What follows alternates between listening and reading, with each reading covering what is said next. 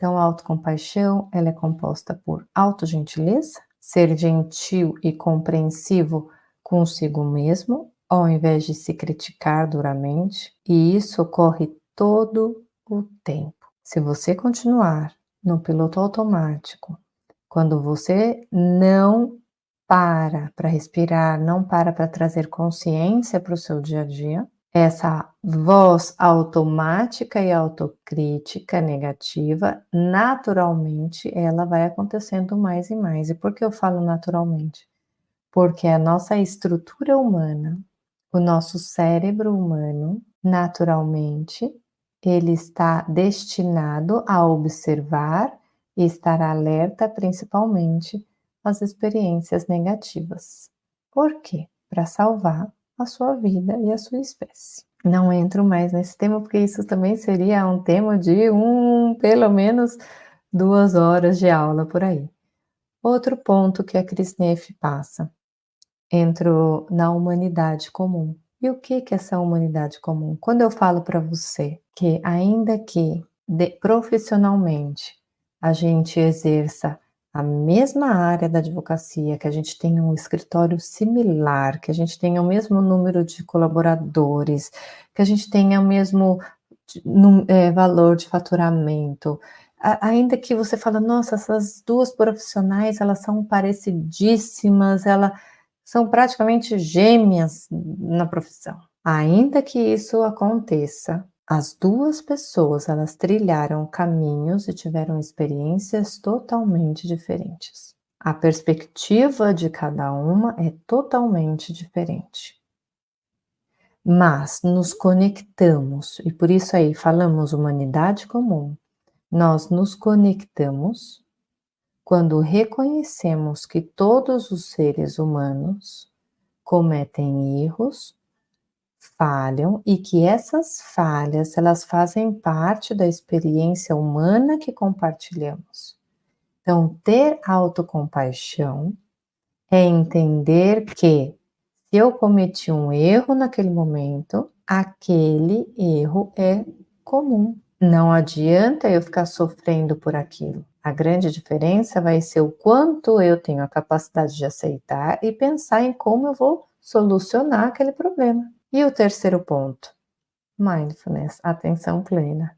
Então, mantendo uma atitude equilibrada, tendo uma abertura consciente desse próprio autojulgamento. A comparação, ela traz isso. E aí eu trago para vocês também ai, tá tão pequenininho, deixa eu aumentar para vocês. Aqui. Eu trago o artigo da Christian Neff sobre esse ponto. Então ela fala aqui, um dos principais artigos dela, ela mostra que a autocompaixão, ela está associada a menos sintomas de ansiedade e depressão. E nesse estudo, foi demonstrado que pessoas com altos níveis de autocompaixão têm uma melhor saúde mental e bem-estar emocional. Vou ler de novo.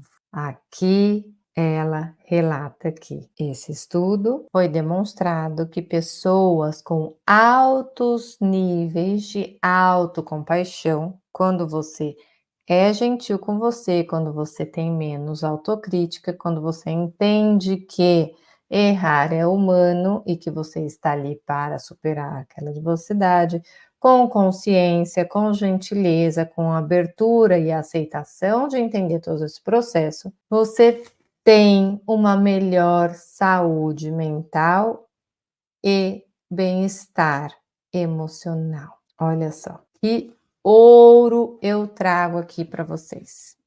E a comparação com outros advogados, Aline, como é que fica? Você pode ser que seja um advogado que esteja caindo na armadilha da comparação social. E isso é particularmente comum em uma profissão competitiva como é a advocacia.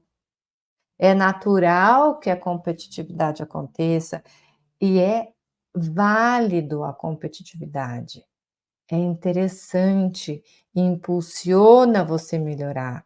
Por isso as concorrências são válidas, né? Você tira aquele único mercado, fala: "Ai, que bom que veio um concorrente para aquele produto, porque aí ele consegue, apresentar melhor preço, serviço". Por quê? Porque você vai buscando depois habilidades para conseguir continuar ganhando aquele espaço. Agora, essa comparação, ela é prejudicial se você não consegue regular o seu nível de autocompaixão, autogentileza, autocuidado, o que acaba sendo prejudicial para você, para o seu trabalho e, consequentemente, leva ao estresse e sentimentos de impotência, de inadequação, de insucesso, porque você simplesmente acaba sendo aquela pessoa que vai naquela rodinha que nunca acaba, né. E é esse momento que eu quero trazer para você. Pode ser que você esteja se sentindo desmotivado constantemente, ansiosa constantemente, justamente por essa comparação excessiva. Então eu convido você a fazer esse momento de reflexão, porque muitos de vocês têm esquecido que cada advogado tem a sua própria jornada. Cada um de vocês enfrenta os seus próprios desafios. A comparação constante não leva em conta as lutas e os esforços individuais que cada um enfrenta.